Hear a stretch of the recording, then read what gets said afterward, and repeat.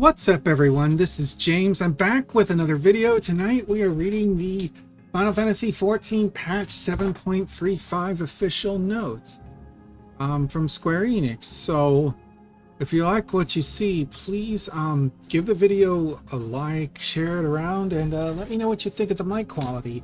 Last time I made a video, I recently got a new XLR microphone and an audio interface, so I'd love to hear what your thoughts are on it. Anyway, let's not waste any time. Let's read these notes. Patch 7.35 brings the wild fishes to the game, including Monster Hunter Wilds, the new Deep Dungeon Pilgrim's Traverse, along with the Yakoi Society quests and Hildebrand.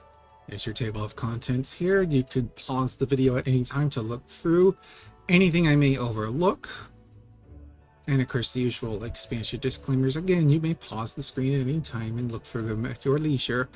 New side quest has been added. This is for Pilgrim's Traverse for Ilmeg, in Ilmeg and Shadowbringers. So to unlock it, you will need a level 91 combat job or higher. It's at the Crystarium by speaking to a bright-eyed child somewhere in the city. I'm not sure where exactly those coordinates are. X 10.3, Y 10.7. You must beat the Endwalker MSQ and clear 450 of Palace of the Dead. We knew this already from past live letters, I believe. And then it leads into Fairy Tale, which you get after clearing floor 30, or rather, clear the area marked by stone 30, so floor 30. And of course, unlocking it and then doing Fairy Tale, yep. And then a quest that a finale quest after you clear the entire thing, after you clear floor 100. And of course, inconceivably further Hildebrand adventures. There's our inspector, gentlemanly inspector on the right, with his 9th shard counterpart detective Hardboiled here on the left in the fedora. A vandal in the wild quest, and then another quest. So it's only 2 quests. So the case of the Fiendish Fugitives, you must beat the 7.25 quest in order to do this. Yakoi Allied Society quest added. This is in Urkopacha. Allied Society quest plus main quest, Trials Tribulation of Society. All of this here you can read on your own time. The usual synced information right here. Again, you can read this on your time. What we're looking for is this. You need a crafter, a disciple of the hand at 90 or above to do this. It's somewhere in Urkopacha. By speaking to Far, I hope I'm pronouncing that right. By beating not only 7.0 Dawn Trail, you must also clear of Brains and Brawn. And that this quest chain is available after listening through the quest chains beginning with A Crisis of Corruption and The Flame Burns No More. I assume those are in Urkopacha. I'll have to check again once the servers are live. But if not, you could probably look it up yourself. Anyway, this then leads into different quests here. Starting with Frosty Neighbors, which is the first quest, and then a few more after you go through each rank. So we're counting Frosty Neighbors as 1, and then 2, 3, 4, 5, 6 quests total. I'm guessing those are unlocked with each rank up you get. And of course, to complete the quest, you will have some required recipes in the special recipes tab in the crafting log. You will need to bring your own catalysts. That means crystals, your elemental shards, crystals, clusters, all of those have to be supplied to yourself. Complete daily quests and get currency. Oh, so the hub is down here south in the southern end of Urkopacha, like on the upper levels. So you basically take the Warlord's Echo, Aetherai, and head south. And I guess here in the middle where this doorway is, near where the head circle is, that's where you're going to find a special, I guess, hub area or zone. We'll see how it happens. Then there's the Monster Hunter Wilds crossover. It's just 1 quest, the White Wanderer. Be level 100 and beat Dawn Trail and talk to a Dawn Hunt tracker somewhere in Tuliolo at X 13.3, Y 13.1. And of course, there's a Palico here ready for the hunt. New housing furnishings have been added. Ooh, a nice little Phasmoscape against Arkveld up in Shaloni, I guess. Or somewhere, yeah. The Monster Hunter Wilds little banner on the wall, a little trellis here that looks kind of like Ilmeg, like a stainless thing. A sword rack for Monster Hunter Wilds, a food rack, a food pit, and a chair.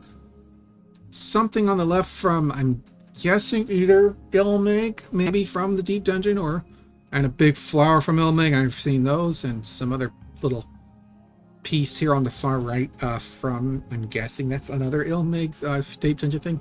And all this stuff here on this picture here with all the red and yellow, it's definitely Monster Hunter Wilds crossover. On the far left, you have a striking dummy, which I hope is a functional one. It should be. That'd be awesome if it was. A supply cache, a stash tent, a resting area tent, and of course the little spit and chair in the middle.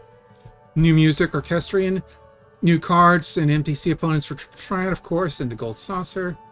The hairstyle, finally. I think I remember writing about this one for Game Rant, or pitching it at some point, saying that this was coming to the game with the highlights on the inside of the hair and the main hair on the outside. Yeah. This definitely is finally a long hairstyle, and yeah, this may probably work on Vieira. If it works on Ella's and Miqo'te, there's a chance it works on Vieira, because, ears on the Miqo'te give it away. I'm assuming, this is a big assumption, this is from the Deep Dungeon. A new little sip or savor, looks like some green tea or something. Hopefully we get a looping animation of this. Of course, the Windward Wilds Trout. This is Guardian Arkfeld. So it's 8 players, item level 725 or above. That's the same item level, I believe, as the patch 7.3 main story trial, which I won't say, of course, due to spoilers. But yeah, that's a pretty good trial. I like that fight. And of course, it has yep, that quest again, what we said, Windward Wilds. Upon completing Windward Wilds, each player will receive a Veldian weapon coffer and guardian scales. We'll get a card from Guardian Arkfeld's hide. You can then exchange the skills for weapons and items at the smithy in Tuliolo. Okay, that's good. The extreme version. It's 8 players. Thank the gods it is. Yes. Excuse me. Okay, so 740 plus item level requirement. And for beating the extreme, we unlock it by clearing normal and talking to the Wandering Minstrel at his usual spot in Tuliolo. After beating Windward Wilds, when you beat it, you get a weapon coffer, 2 Guardian Arkfeld certificates, and more scales. These certificates are required to enhance the Veldian weapons at the smithy. So I'm guessing we get augmented or enhanced Guardian Arkfeld weapons. I'm not sure what those will do, if those are cosmetic or if they will have a practical use. We'll see. And of course, there's Deep Dungeon information here for the Pilgrim's Traverse in Ilmig. This and the Church of First Light. This looks to be amazing. 1 to 4 players, enter the dungeon. Challenge all who enter to make it to the final area. Pilgrimage of Light, Brand-Eyed Child. Yep, clear, of course, this. Learn about Palace of the Dead, you can do so here. Traverse zones, each area is marked by a numbered stone hill guide travelers. Deep dungeons have no restrictions to class, jobs, roles. 1 to 4 players fixed party, or matched with others with Duty Finder. You can go it alone. You speak with Vantau and Ilmig and choose whether to enter with fixed or matched. Fixed means a pre-made group. You use the fixed party if you want to go in solo, or if you want to be queue up with random players, you can use matched party. Kind of like you would a dungeon. Pilgrims traverse with a fixed party. All the members must be Ilmig, and the party later will speak to Vantau to enter. You speak with them if you want to enter solo. Fixed party must have a uniform save data to resume play. It can only be used with party members or party composition shows. To delete their save data, the party will be able to resume play. Similar to Duty Finder, players may choose to be randomly matched with other players in the same data setter. Batch parties will be comprised of 4 players. When registering with less than 4, any open party slots are filled automatically. Players may enter with mixed match parties throughout the duration of the traverse. Members may be added in the event the party composition falls below minimum size. This functionality will be unavailable if you go for level 91 and up. Okay, so this pretty much means that if you're going to go for a 91 to 100 run, you stick with the ones you brought in. And if you exit, or if someone exits the party at any point, that run's pretty much screwed. And yeah, so hopefully we don't see that too often. We'll see. And of course, you got to be careful what you pick for jobs, because ideally you want in my opinion, you want the standard 1 tank, 1 healer, 2 DPS if you can swing it. So we'll see, or at least have a DPS that could resurrect or off heal. A paladin would be great as a paladin or warrior tank would be awesome, because they can self-sustain, do some off healing, and of course Phoenix Downs could be used in there. So personally, I will go in there as a paladin and just be the main tank or off tank utilitarian, whatever needs to be done. Players manage to party members with the same dungeon progression, record their save data. Enter with the same class or job that was equipped when progression was first saved. Ether pool gear must meet certain strict parts depending on the area being challenged. So you got to get some ether pool. When you're level 71 and up, you have to be 94 ether pool and up. Ether pool arm and armor, I'm guessing, have to be at least those. Illumined ether pool arm and armor is what you get. And of course, here's examples of what it looks like. There's your solo run in slot 2. Slot 1 has a looks like a pre-made fixed group. So if it was a max group, player 1 would be you and your job icon on the left here, and the other 3 would be like question mark silhouettes. Record, you can only have 2 save slots, and of course your ether pool arm is saved across all slots, so don't worry about this. We'll record data, player level, class, job, dungeon progression. Yep. All this is boss enemies appear every 10 levels. Upon defeating them, you'll be able to save, and of course, strength in ether pool arms and armor saved independently across the save data for that deep dungeon. So, manage your save data, reset your progress, disband a fixed party, area progression here. This is all stuff that is in previous deep dungeons here, pretty much. So, if you want to, you may pause the video at any time to read all this yourself. In addition to normal items, you may also contain illumined ether pool glass. Oh, so these are the potsherds, which can be exchanged for special items. Okay, that's great. That you can you get special potsherds currencies as well. Juniper incense. Juniper incense, I'm guessing, is a special pomander of some kind based on what I'm about to read here. Gold yields pomanders. Yep, there's the ether pool gear. So these are weapon glamours, or weapons that you could just get by exchanging ether pool gear. You can then basically, if you want to have the glamour of this, you'll have to sacrifice some ether pool power to get the glamours outside of the dungeon. But when you're in it, you get these special weapons.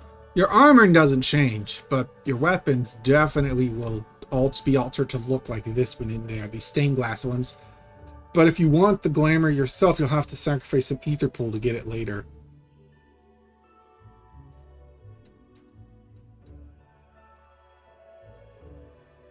Normal gear has no effect on your character's attribute. It has no effect on your character's attributes. Say deep dungeon. It's standardized to ether pool armor. Cool. And that pomanders, of course, you have these 3 right here. Up to 3 are shared between the entire party. And then the juniper incense is down here, which it probably means Fea Old Titania does something. Juniper incense up to 3 can be shared, and of course, by burning it, you call upon the Fairy King to assist. Deliver high damage, I'm guessing that's be immortal. Healing party members, or maybe resurrecting them, I'm not sure. Then there's, of course, the traps, the little red glyphs here. Try not to stand them. And of course, this is what you do stand it, the Accursed Horde. Yep, this is what you want. You really want to go for the Accursed Horde. It is really good what you can get from it. Take piece of the Accursed Horde out by saving progress and exiting after defeating a boss, and then deliver have it appraised, including mounts, fashion accessories. All this stuff could be nice. Navigation map here. All this stuff is new. Oh, the votive candelabra. This is new. Okay, so then there's area effects here. This is all for the deep dungeon. Okay, this is new. Players may encounter votive candelabras along their journey through Pilgrim's Reverse. Lighting them will affect the area marked by the next traverse stone. So while some effects are beneficial to party members, such as healing over time or weaken enemies, others may provide additional challenges, such as an increase in the number of hidden traps. So it's kind of a double-edged sword. The altar of return to resurrect all KO players. Every 10 stones, every 10 floors, you get from floor 10, you get some tomestones, some gil. More from stone 20, and from stone level floor 30 and up, you get the most rewards.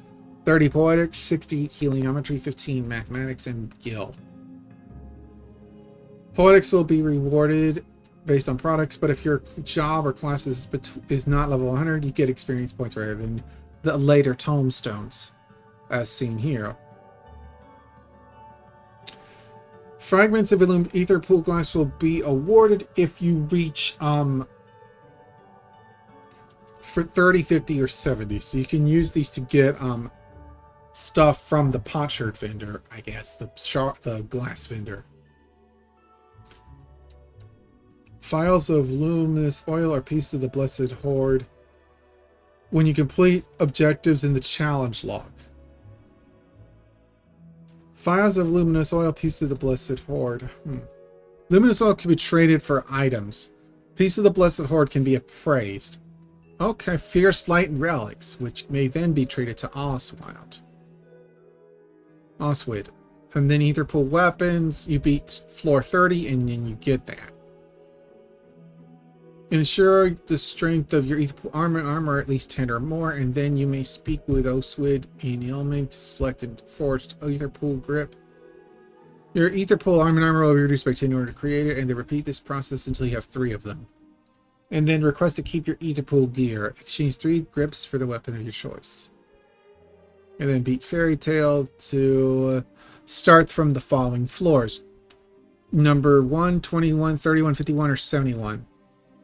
When starting from 21 and beyond, players will be set to level 100, and their inventories will be clear of pommanders and incense.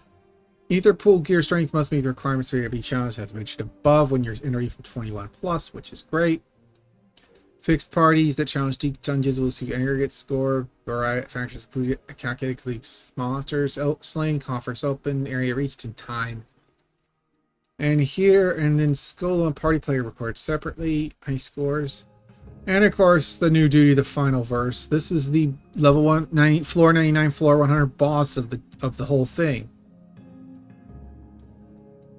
After reaching it, you'll be able to challenge the final verse, the trial, a boss fight. Once it's been unlocked, it is no longer necessary to retain save data that reaches stone 99. You invoke the final verse and choose whether to enter with fixed or matched party. Matched party, ether pool gear strength must be 94 or above. Character's attributes will not be affected. Ether pool strength, well, challenge is level 91. Yep, level adjuster level 100. A treasure coffer will appear, and all party members will receive random rewards upon opening. Occasionally, players may receive rare items upon beating it. So, this is just a fun little fight, which I want. Final verse Quantum. A new difficulty scale. You have to be level 100. 4 players, 90-minute time limit. Complete the side quest. Get the mystery. 4 players. This is fixed party only. Invoke the quantum final verse. Same as before. Phoenix Down cannot be used in quantum. You can only use it in normal. Special items called sacramental offerings are required to challenge final verse. 5 types are called sacramental spirits, spices, grain, light, and lilies. You'll receive 8 of each item, putting them in possession of 40 artifacts. Further offerings can occasionally be obtained by appraising piece of the cursed horde. Free to choose how many offerings to use, with a minimum of 15 and a maximum of 40. Boss behavior, all this stuff. Upon invoking the final verse, party members gain a bonus to damage dealt according to the composition of the party. The bonus increases with the number of jobs of your party that rely on actions that affect the entire party. This bonus system is intended to compensate for a proportional decrease in utility of such actions as party size decreases. Damage bonus will differ between roles, only apply to jobs, no effect on classes. If you win, you get a piece of the blessed horde. Only the player who selected the offerings required to enter the duty can open it. Once they do, the selected sacramental offerings will be expended. Rewards are proportionate, and the player selected the offerings will receive more rewards than other players. The appearance of the treasure coffer will change depending on the offer. So you want the gold one if you're doing the big one. PvP job changes. Okay, we're finally here. Okay, so Bloda, heavy duration nerfed. Even Tide's minimum potency has been nerfed. Rough Divide, maximum charges now has one more. That's a nice buff for Gunbreaker's Gap Closer. Ninja's charge time on the 3 Mutra is reduced by 1 second. Okay. For World Swaller, their Viper's Limit Break, the Noxiousness effect has been increased by 2 seconds. Okay. Slipstream, for Summoner, slight buff to its damage over time. Okay. Afflatus Purgation Potency, this is pretty big for White Mage, the Bluff Lily, I believe. Phlegma's 3's bind effect has been decreased again. Crystalline Conflict seasonal stuff here, the same as always. Season 17 will be held in Japan on Meteor, NA on Crystal, Europe in Line, and of course Oceania Materia. New items: the Hope Armor from Monster Hunter Wilds, which I assume you get as a quest reward. Listed at a later date along with recipes. The Mount, little rainbow leaf man from the Pilgrim's Traverse. Fwath, a froggy little barding, of course, the deep dungeon. The Feol minion at long last. At long last, we get a little wind up Feol as a minion. Finally, people have been asking for this one for a while. Oh, nice. We get some deep dungeon parasols. Yes, very pixie coded. Ooh, new glasses. Like, ooh, I like it. These look sharp. Yeah, I'm gonna need these.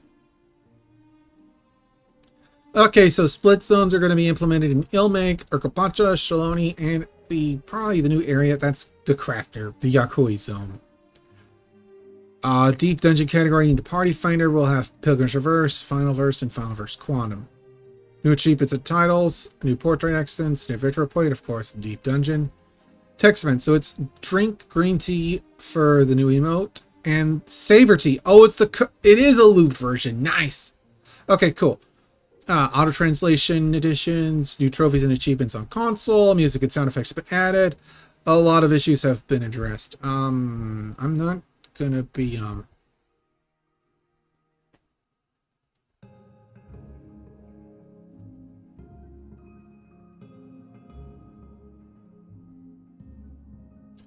can read all this yourself. So gear durabilities.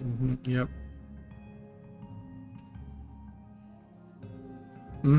All this here, you can just read a bunch of this. This looks like cosmic exploration stuff here. Yep. Did not display these properly. Playing as a Reaper. Motions. Viper. Ah, yes, so that was... The Viper's pose upon doing the combined weapon was incorrect. I knew it. That was a fix they needed to do. An issue where in the side view of certain hairstyles was not displayed properly. I did not notice that, but I guess we'll have to figure that out. Incorrect graphics on the alternative cap. Falling gear for caused body graphics incorrectly. Okay, so the oversized Neo tunics, t-shirts. Function properly, camera collision with these. Unable to mute characters when undertaking duty. Group pose, displays restrict resolution, cause position of stickers, altered. Minor texture, some known issues. So, Yakoi Society quests wherein the icon indicating crest bar does not display properly. Okay. Pilgrim's Traverse Deep Dungeon set graphic incorrect, minor textures. Okay, so I'm sure those will get fixed. Anyway, that's going to do it for me. This recording's gone on for almost 24 minutes, and I'm going to get it uploaded to YouTube and see how it fares in the morning. Anyway, thank you all so much for watching, and I will see you all in the next one. And before I go, I do want to say this. I am going to be streaming again on my birthday on October 24th, and I will be trying to tour some spooky haunted house or Halloween housing builds in Final Fantasy XIV across all the North American data centers on Aether, Primal, Crystal, Dynamis. If you're somehow viewing this video and you have a spooky Halloween housing build that you want to show off, drop it down in the description, drop it down in the comments, and I might take a look at it. This is part of an event I'm doing with the Speed Gamers, with TSG TV, the Knights of Fright community month-long event that'll happen after the team's marathon. It is going to be for zero prostate cancer, charity. So further details will be on my social medias. If you follow me on Twitter or Blue Sky, you'll see those. Anyway, thank you all so much for watching, and if you have, again, any housing builds that you want to leave in the comments, feel free to do so. Anyway, I gotta go and get this uploaded. Good night and good luck with the Deep Dungeon, and happy hunting, Monster Hunters!